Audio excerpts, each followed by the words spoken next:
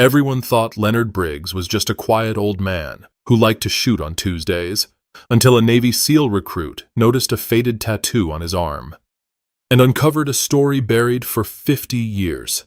Leonard Briggs showed up every Tuesday. Rain or shine, holiday or not, his boots stepped off that old silver Ford at 9:56 a.m. sharp. He didn't say much, just nodded politely at the clerk behind the glass, signed in, and made his way to lane 12 with a slow, deliberate pace. Vintage canvas bag in one hand, thermos in the other. Black coffee.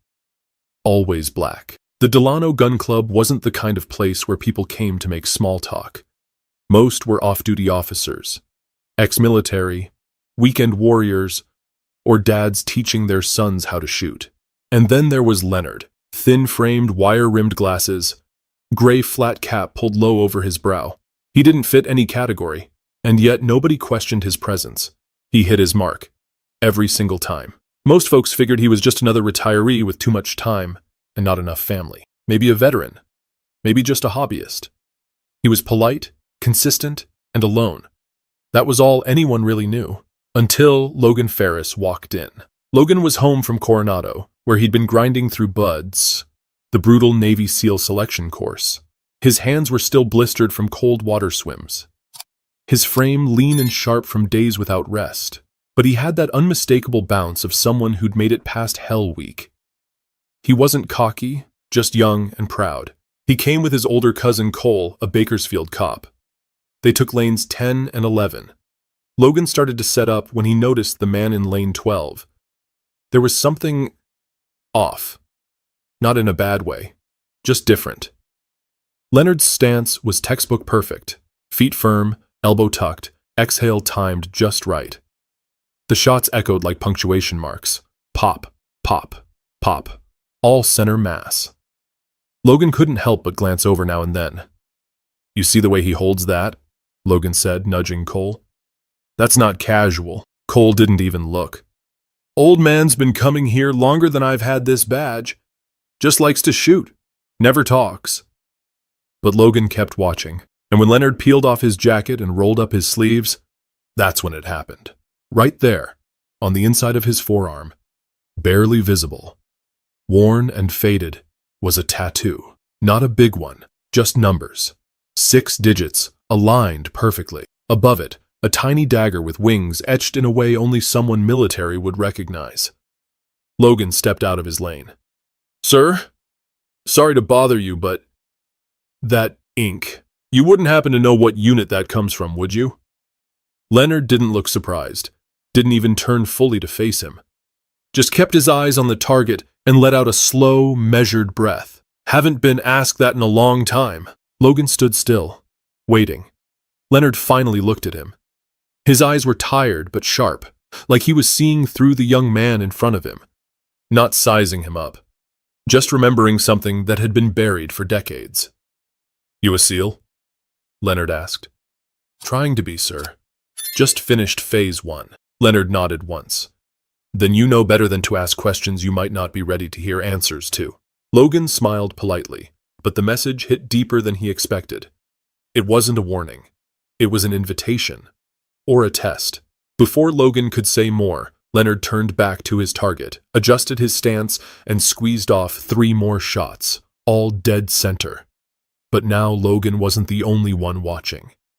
A few heads had turned, eyes flicking between the young man and the old shooter like they were suddenly part of a movie scene playing out in real life. But Leonard wasn't done teaching just yet.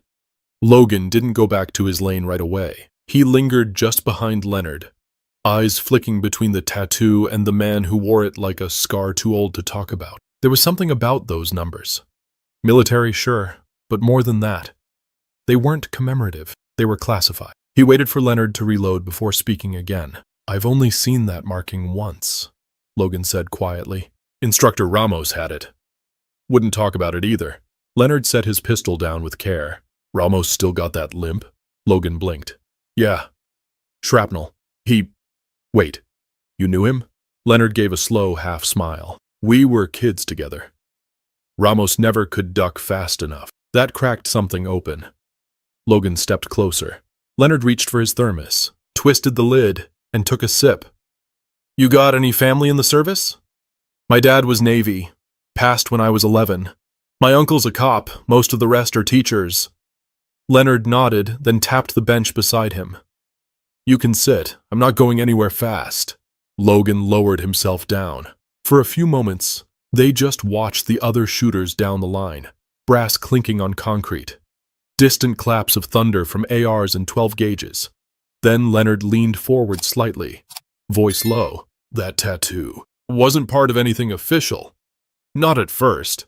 We weren't exactly listed in the books. Logan glanced at him, his curiosity widening. It was 1970. Cambodia. Leonard began. They said we weren't there, but we were. Small team, 6 men. I was the youngest, only 19. They picked us for jobs they didn't want regular units touching. He paused, eyes locked on something far beyond the range. No insignia, no backup, no promise we'd come home. Logan didn't speak. He knew better now. Leonard kept going. They called us Fang Unit. Never saw that name written down anywhere, just spoken.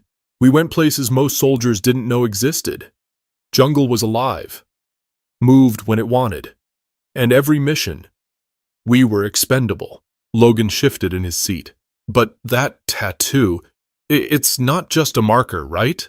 Leonard chuckled, low and dry. No, it's a burial tag. 6 digits, 1 for each man. Mine's the only one not crossed out. He held out his arm and ran a finger along each number. Every time one of us died, we marked it with a slash. I got 5 slashes. That hit Logan like a punch. The casual way Leonard said it made it worse. They never told our families, Leonard continued. Didn't even log our names properly. I came home in 72, landed in LA, and no one met me. Took a Greyhound back to Bakersfield and went straight to work washing cars, just like that. Logan's jaw clenched. They erased you. Leonard looked him dead in the eyes. They never wrote us down to begin with. A few minutes passed. The rhythm of the range went on, but something had shifted. Lane 12 wasn't just some old man's spot anymore. It was a memory post. A place holding stories no one else could carry. Logan exhaled slowly. Why are you telling me this? Because you looked, Leonard said. Most don't. They glance, then move on. But you saw the numbers. And you asked. Logan sat back, suddenly aware of the weight of what he was hearing. You still come here every week? Every Tuesday, Leonard said. Keeps my hands steady. Keeps the ghosts in check. Logan nodded, not sure what else to say. Leonard picked up his pistol again. Let me show you something. He raised the weapon and without hesitation, drilled 3 shots in a triangle formation no wider than a quarter. He holstered it and didn't say a word. Logan laughed under his breath. I gotta train another 5 years just to shoot like that. You ain't gotta train 5 years, Leonard said with a grin. You just gotta live long enough. But Leonard wasn't telling this story for no reason. Something heavier was still coming. Logan came back the next Tuesday. Didn't tell his cousin. Didn't tell anyone, actually. Just showed up at 9:58 and waited by the vending machines with a bottle of water and 1,000 questions. Leonard arrived like clockwork. Same boots, same cap, same canvas bag. When he spotted Logan, he didn't say a word, just tipped his head slightly and kept walking toward lane 12. Logan followed. You here to shoot or to listen? Leonard asked without turning. Both, Logan replied. Leonard set his bag down. Then, don't interrupt. Some things hurt more when you stop halfway. He loaded his gear while Logan pulled over a folding chair. The air smelled of gunpowder and sunburnt metal. A couple regulars gave them sideways glances but said nothing. Something about Leonard's presence had shifted. Or maybe now they simply noticed it for the first time. Leonard took a deep breath. First time I killed a man, I didn't even see his face. The sentence landed like gravel dropped into water. Quiet but sharp. We were dropped in northeast Cambodia. Swamps, vines, thick as your arm. Mission was to intercept a courier. Intel said he was carrying maps of Vietnamese encampments near the Laotian border. We weren't supposed to engage unless necessary. But nothing about that trip was what they told us. Leonard's voice was calm, but his eyes told a different story. Not haunted, but pulled. like his mind was flipping through old pages he never meant to open again. 4 days in, no contact. No food left. We were down to boiled leaves and river water. That night I took first watch. Heard footsteps near our camp. I gave the signal, but it was too late. 2 of them, local mercs, maybe NVA. One had a machete, the other a rifle. He paused. I shot the one with the machete first, straight through the chest. The second one I got in the throat. He gargled for maybe 10 seconds. Logan didn't move. He barely blinked. Next morning, I found out the courier was already dead, been ambushed by a different squad 2 days before we even got there. Our mission was pointless. We were ghosts chasing ghosts. Leonard sipped his coffee and looked at the lane. Didn't fire a shot this time. After that, we got orders to neutralize and vanish. No trace, no questions. I remember thinking, what's the point of surviving a mission no one will ever admit happened? Logan finally spoke. Did your team make it out? Leonard shook his head. Not all. Charlie Monroe bled out after a landmine took off half his leg. We had to leave him. He begged me not to, screamed till his voice cracked. But if we stayed, we all would have died. He looked away. That's slash number 2. Logan leaned forward.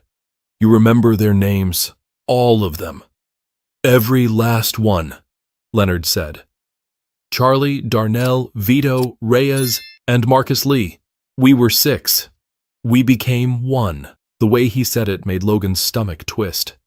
Why didn't you tell anyone? The VA? The press? Leonard let out a laugh, short and bitter. You think they wanted a black kid from Kern County claiming to be part of a ghost unit the Pentagon never acknowledged? I couldn't even get my discharge papers fixed without driving to San Diego twice. Ramos tried. He got farther than me. But they shut that down real quick. A long silence followed.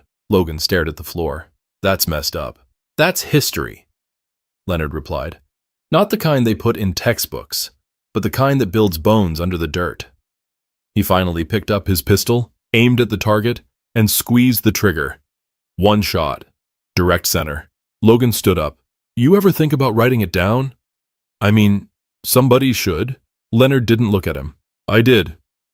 Burned it. Logan blinked. Why? Because the ones who need to remember already do. And the ones who don't care never will. But Logan wasn't going to let this story fade like smoke. He just didn't know how much more Leonard had left to say. That 3rd Tuesday, Logan brought a notebook. Leonard noticed right away. You writing a book now? Logan shook his head. Just don't want to forget. You say things that stick. Leonard didn't respond right away. He adjusted his earmuffs, looked downrange, then waved Logan over like he had something on his mind. Let me tell you about Reyes, he said, his voice a notch lower than usual. Kid was from Yuma, grew up splitting time between the cotton fields and the garage where his dad fixed transmissions. Small guy, quick hands, had a nervous laugh.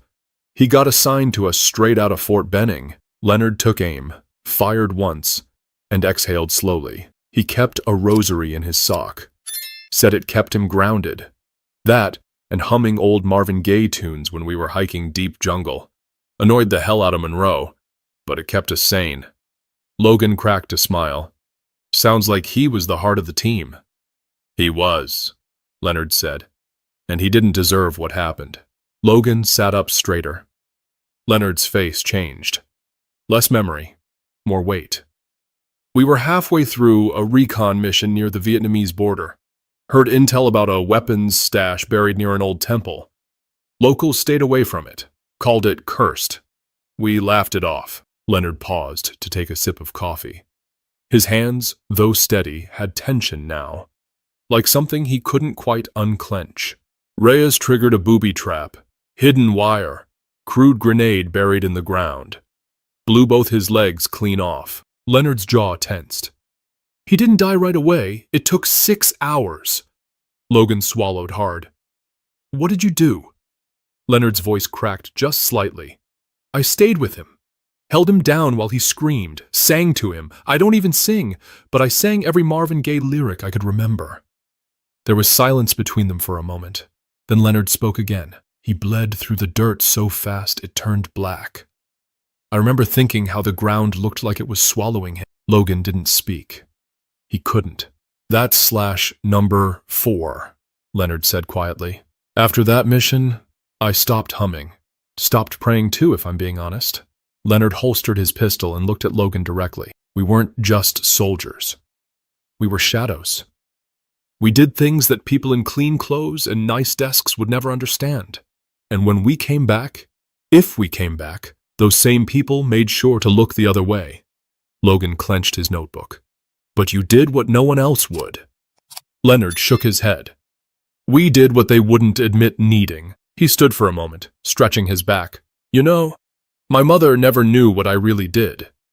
She thought I worked supply logistics. I let her believe it. I used to write letters full of lies. Told her we were safe, clean, well-fed. He chuckled, but it was hollow. Truth is, we went days without food, slept on tree roots, and buried our own with our bare hands. Logan stared out across the range. It's hard to believe you went through all that and just kept living. Leonard nodded slowly. Some nights, I still wake up hearing Reyes singing, and when I come here, shoot a few rounds. It's like I'm back in control, just for a second. The range was quieter that day, or maybe Logan was just hearing everything differently now. Leonard looked at him. You think this country knows what it asks from people like us? I don't think it does, Logan said. Leonard nodded again. Then maybe the next generation can change that. One story at a time. But the truth Leonard carried wasn't just about the war. It was about what came after, and Logan hadn't heard the worst of it yet. That Thursday, it rained. A rare downpour in Delano, but Leonard still showed up, boots damp, cap dripping, thermos in hand. Logan was already there, leaning on the hood of his cousin's truck, waiting like a student with unfinished homework. He had more questions, but Leonard didn't speak right away. He just motioned toward lane 12, and the two of them walked over in silence. They set up without talking. The range was nearly empty, just one father and son at the far end. A single strip of light cut through the clouds above. Logan waited until Leonard took his first shot. Then another. Then finally spoke. You ever talk to anyone else about all this? Leonard kept his eyes on the target. Not really. My wife knew a little before she passed. I told her enough to explain the nightmares, never the details. Logan hesitated. What happened to her? Cancer, Leonard said plainly. Stage 4 by the time they caught it. She went fast, strongest woman I ever met. He lowered his gun and looked out across the rain-soaked yard. She used to say I talked in my sleep, names, numbers, screams. I didn't even know I was doing it. He picked up his thermos, took a sip, and gave a small, tired smile. She called them ghosts. Said every man brings home more than dirt on his boots. Logan jotted something down in his notebook, then stopped and looked up. Did it ever go away? The nightmares? Leonard gave a short laugh. No. They just got quieter. Less teeth. Some nights I sleep through. Other nights I get up, walk the house, make coffee, and sit until the sky changes color. He adjusted his grip on the pistol again. The VA said I had PTSD, offered pills. I took them for a while, made my hands feel like rubber. I stopped. Logan watched him line up another shot. Hold his breath, then fire. But the ghosts, Logan, they're not always loud. Sometimes they're subtle. They're in the way I check every room twice, how I keep my back to walls, how I flinch when someone slams a car door. He paused. They're in the quiet. That's where they live. Logan swallowed hard.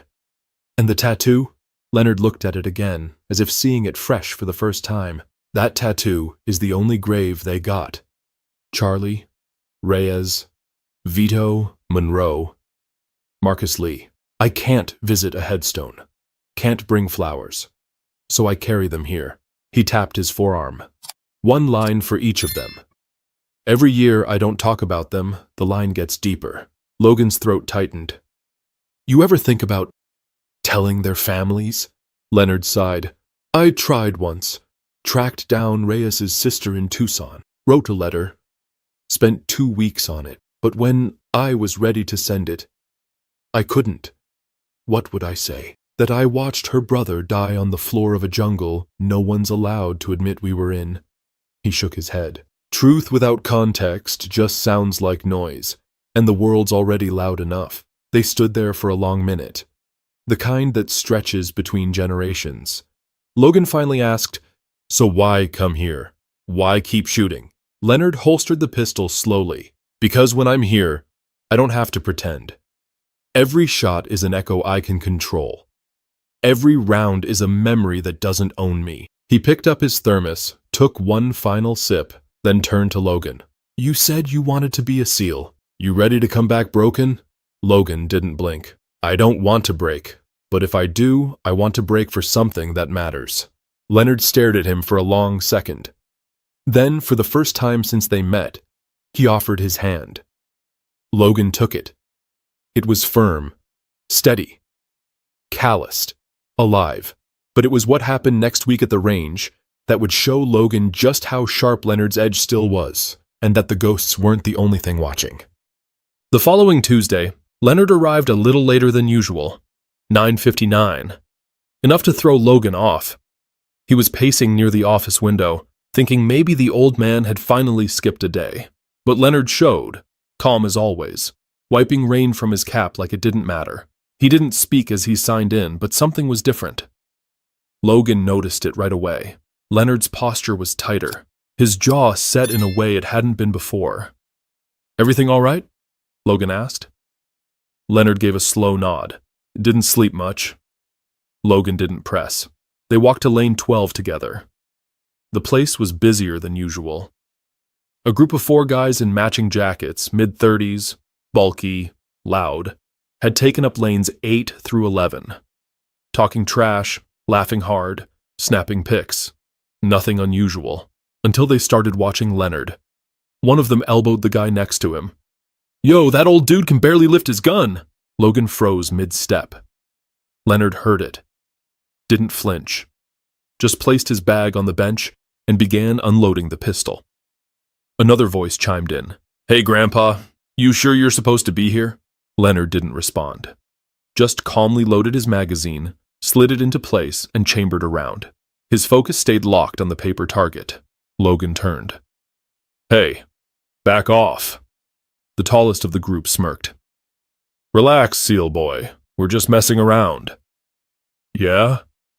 Logan said, stepping forward. "Why don't you mess around on your own lane?" Leonard raised his hand gently, signaling Logan to stop. He stepped forward, raised his pistol, and without even seeming to aim, fired 5 shots. All clustered so tight they cut a hole through the center of the paper. Leonard lowered the pistol, turned slightly to the side, and said, without raising his voice, "I've buried 5 friends who died protecting people they didn't even know. You think words from men like you mean anything to me?" The group fell quiet. Even the smirk vanished. The range manager stepped out from the office, eyes flicking between them. "Everything good out here?" Leonard turned back to his bench, holstered his weapon, and sat. Logan didn't say a word. Neither did the 4 men. They packed up and left 15 minutes later. After they were gone, Logan sat beside Leonard. "You didn't have to say anything." "No," Leonard said, eyes still on the target. "But sometimes people need to be reminded what respect looks like." Logan tapped his notebook, then stopped. "That wasn't just respect. That was something else." Leonard glanced at him, one brow raised. "That was control. You could have humiliated them. You didn't. You just made your point." Leonard gave a slow nod. "The loudest man in the room is usually the one who's never been hit." Logan chuckled under his breath. "Guess they've never seen a real shooter before." Leonard smiled slightly. "They've seen movies. That's not the same." The rest of their session was quiet. Logan shot, Leonard coached. No more talk of the war, no more ghosts. Just the steady rhythm of steel and lead. By the time they packed up, the air had cooled. Logan walked Leonard to his truck. "Those guys," Logan said, "they're going to tell people about you now." Leonard paused before getting in. "Let them. Maybe they'll tell it right. Maybe they won't. But the ones who needed to see it, they were already watching." He closed the door, started the engine, and gave Logan a short nod as he pulled away. Logan stood there for a while, notebook in hand, heart still pounding, not from the near confrontation, but from what it revealed. Leonard wasn't just history. He was presence, power that didn't need volume. But as Logan would soon learn, there was one part of Leonard's story that had never been told to anyone, not even his wife, and it was the part that hurt the most. Logan didn't sleep much that night. He kept replaying the scene over and over, the way Leonard handled those men without flinching, the accuracy, the calm, the weight behind every word. The next day, Logan found himself sitting in his uncle's garage, oil-stained notepad in hand, trying to put it all into words, but nothing quite landed. How do you explain to someone that you saw something sacred on a Tuesday morning at a gun range? The following week, when Logan returned, something had shifted at the range. Subtle things. People who used to ignore Leonard now greeted him with respectful nods. A few younger shooters lowered their volume when he passed. Even the manager, who'd never said more than 10 words to Leonard, came over to refill the paper targets himself. Leonard didn't acknowledge any of it.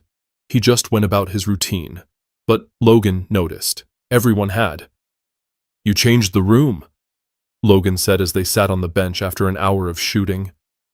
Leonard gave a soft shrug.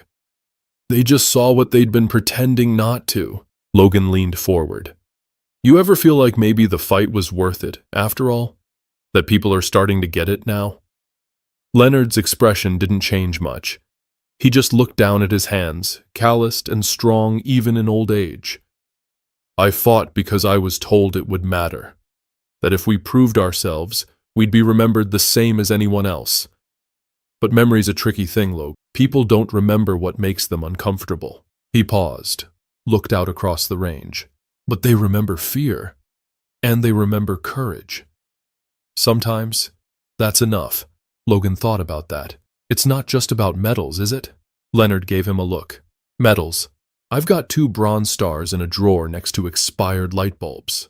They don't talk. They don't explain things to your children. They don't answer questions when someone asks why Daddy cries in his sleep." Logan took that in without a word. After a few moments, a teenager and his mother took the lane next to them. The boy couldn't have been older than 16, nervous, fumbling with his ear protection. Leonard watched for a second, then stood and walked over. "Hold your breath on the exhale," he told the boy gently. "Don't rush the shot. Let the shot come to you." The boy looked up, startled, then nodded slowly. His mother mouthed a silent, "Thank you." Leonard returned to the bench. Logan smirked. "You do that a lot?" Leonard shrugged. "Only when they look like they're trying." That afternoon, as the sun lowered behind the hills, Logan asked something that had been sitting on his chest. "If you had the chance to go back, would you do it again?" Leonard didn't answer right away. He ran a cleaning cloth down the length of his pistol, quiet and focused. "I'd go," he finally said, "but I'd fight harder to be seen when I came back." That answer stayed with Logan the rest of the day. And the next. A week later, Logan brought a camera. "I want to record some of this," he said. "Just audio, for myself, for when I need reminding." Leonard hesitated, then nodded once. "No names," he said, "and don't twist it into something it wasn't. Promise?" They recorded for nearly 2 hours. Leonard told stories of heat and mud and silence and betrayal, of Morse code tapped on rifle stocks, of fireflies used as signals, of loyalty that survived even as bodies didn't. Logan didn't interrupt once. When they were done, Leonard leaned back, eyes closed. "I don't need the world to remember my name," he said. "I just want one person to remember what we gave." Logan closed the notebook slowly. "You've got that already." But Leonard had one last piece of truth buried deeper than the rest. Something even Logan hadn't guessed. And it was time to say it out loud. The next Tuesday, Leonard didn't show up. Logan waited for an hour. Walked the lanes. Asked around. Even checked the parking lot twice. Though he already knew the truck wasn't there, something felt off. By Wednesday afternoon, Logan drove over to the address Leonard had scribbled for him 2 weeks earlier on a gas receipt. A modest house on the east side of Delano. White paint peeling, mailbox dented. 2 wind chimes tapping lazily in the breeze. He knocked twice. No answer. A neighbor in a Dodgers cap stepped outside and nodded toward the house. "You looking for Mr. Briggs? Ambulance took him yesterday morning. VA hospital down in Fresno. Heart thing, I think." Logan's gut clenched. By Friday, he was sitting in a stiff chair beside a hospital bed. Leonard looked smaller there. Wires at his chest, tubes snaking out from under the sheets. But his eyes still held that same steadiness. "Took you long enough," Leonard said, his voice dry but clear. "You scared me," Logan replied. Leonard smiled. "Scared myself, too. First time I've been admitted anywhere in 20 years. Told him I didn't need a bed, just a cup of coffee and a target." Logan sat down. "They said you'll be all right." Leonard gave a light nod. "I'm not done yet." Then, after a pause, "But I'm getting close." Logan didn't know what to say. But Leonard wasn't waiting for comfort. He had something to get off his chest. "There's one thing I've never told anyone. Not my wife, not the VA, not even Ramos." He shifted slightly, wincing. Then his voice dropped low, barely above a whisper. "We weren't just there to intercept intel. Our last mission, we were ordered to eliminate a village. They said it was a Viet Cong hub, that women and children had been evacuated already. But when we got there," his voice caught for a second, "they hadn't evacuated anyone. We were in too deep, comms were down, and we followed orders." Logan sat frozen, the weight of it pressing down like sandbags. "We went house to house. It was smoke, fire, screaming. And when I saw a boy, couldn't have been older than 9, holding something I thought was a weapon, I pulled the trigger." He swallowed. "It was a toy, carved out of wood." The silence in the room was louder than any gunshot. Leonard closed his eyes. "I've carried that for 50 years. Never spoken it aloud. Not because I wanted to forget, but because I thought maybe silence was how I paid for it." Logan's throat tightened. "You didn't know. You were following—" "I knew," Leonard cut in. "Maybe not what he was holding, but I knew what war turns you into, and I let it happen anyway." He opened his eyes and looked directly at Logan. "You want to be a SEAL? Then you better be ready to carry everything. Not just the pride, not just the wins, but the shame. The things that make you lie awake staring at the ceiling." Logan nodded slowly. "Why tell me now?" Leonard exhaled. "Because you asked. And because if someone doesn't know the whole story, then the rest of it doesn't mean much."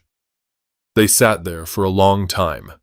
Finally, Leonard leaned back, eyes drifting to the ceiling. "I don't need to be forgiven. I just needed it to be remembered the way it really happened." Logan leaned forward, voice low. "It is. I won't forget." But before Leonard could rest, he had one final lesson, one last act that would leave Logan forever changed. 2 weeks passed before Leonard got discharged. He refused a wheelchair, insisted on walking out under his own power, even if it was slow. Logan was waiting near the curb, engine running, door open. The old man grunted as he slid into the passenger seat, hand bracing against the doorframe. "You know," Leonard said, strapping on his seatbelt, "hospitals make you miss all the good air. You sit too long, the world starts to feel smaller." Logan smiled. "I figured you'd say that." They drove in silence for a while. Just past Wasco, Leonard spoke again. "I kept thinking about what I said, at the hospital, about that boy." Logan glanced over but stayed quiet. Leonard rested his hand on the dashboard, fingers tracing faint circles. "I've carried it like a wound that never closed, but saying it out loud, it didn't heal it. Just reminded me it was still there." He turned slightly toward Logan. "But you listening? That helped more than any chaplain ever did." They pulled into the range's dirt lot just before noon. It wasn't Tuesday. Logan had rented it out for a few hours, cleared it with the owner. Just Leonard and him. No distractions. One final session. Leonard stepped out and stretched, joints popping in protest. "You trying to get me sentimental?" "Not trying," Logan said. "Just figured you'd want one more shot." Leonard smiled faintly. "You always were a fast learner." They set up on lane 12 like usual. Leonard opened his bag, hands slower than before but still steady. He picked up his pistol, weighed it in his hand like it was an old friend. "Funny thing about weapons," he said. loading a magazine. People think they define who you are, but they just reveal what's already in you. He raised the pistol and fired 5 rounds in slow succession. Centered, tight grouping. Then set it down and looked at Logan. I'm not proud of everything I did, but I'm proud I never ran from it. Not really. Logan stepped forward. That's what I'll carry, you know? Not just your stories, but the way you held them. Leonard looked at him for a long moment. That's why I talked to you. You didn't come here to be impressed. You came here to understand. Then he reached into his bag and pulled out a folded envelope, worn at the edges. This is for you, Leonard said. Don't open it here. Wait till you're alone. Logan took it, unsure. What is it? Leonard gave a slight shake of his head. Instructions. For when I'm gone. Logan's throat tightened. Don't say that. I'm not dying today, Leonard replied, then added with a half-smile. But we don't always get notice. They packed up slowly, deliberately, as if neither wanted to be the one to say it was time. Before they parted, Leonard placed a hand on Logan's shoulder. His grip wasn't strong anymore, but it carried something deeper than muscle. You go serve, he said. But remember, some men fight to be remembered. Others fight because they can't forget. You gotta decide which one you want to be. Logan nodded. His voice stuck somewhere behind his ribs. I know which one you were, he said. Leonard smiled, then turned toward his truck. As he drove off, Logan stood there alone, envelope in hand, feeling the wind brush over his arms. He didn't open it right away, just held it like it might weigh more than paper. Later that night, alone in his apartment, he finally unfolded the letter. Inside were 6 names, full names, birth years, and one line at the bottom, written in Leonard's shaky hand. Make sure someone remembers them right. Logan placed the letter beside his notebook, now filled with hours of stories, quotes, and truths that would never make it into history books. But maybe, just maybe, they didn't need to. Because memory doesn't live in headlines. It lives in moments, in men like Leonard Briggs, in those who choose to listen. If this story moved you, share it. Tell someone. Write something. Let memory do what metals can't. And if you haven't already, subscribe to the channel for more stories that matter, ones that deserve to be remembered.